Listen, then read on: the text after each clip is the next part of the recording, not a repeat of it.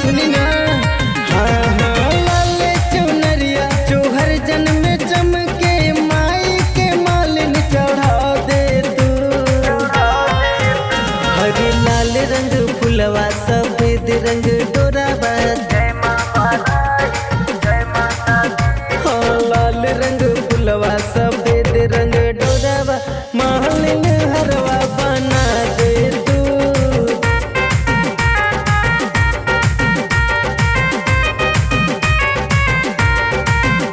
अरे लाल रंगा फुलवा सफेद रंगा डोरावा मालिन हरवा बना दे तू।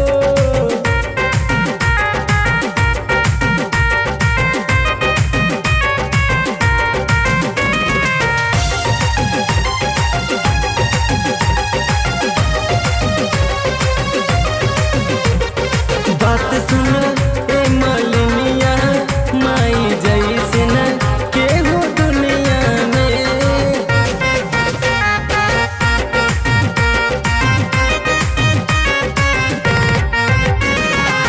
माई से ज्यादा हाल लाल के जानी हो,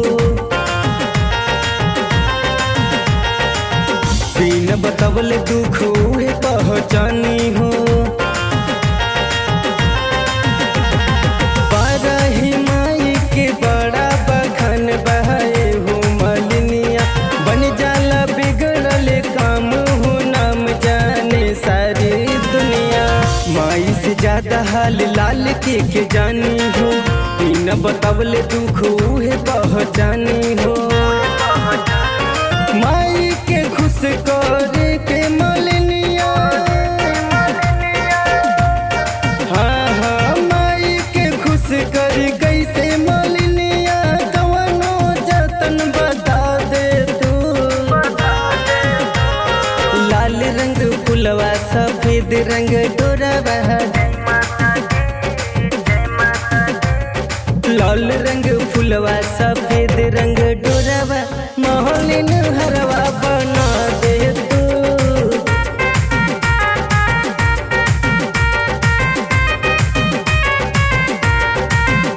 अरे लाल रंगा फुलवा सफेद रंगा डोरावा मालिन हरवा बना दे तू।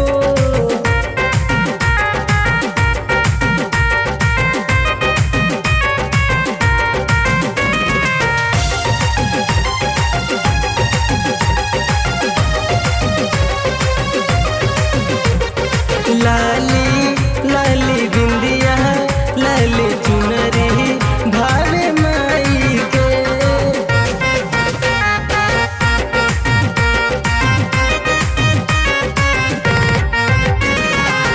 सात बहनिया के झुलुहा झुलाइब हो।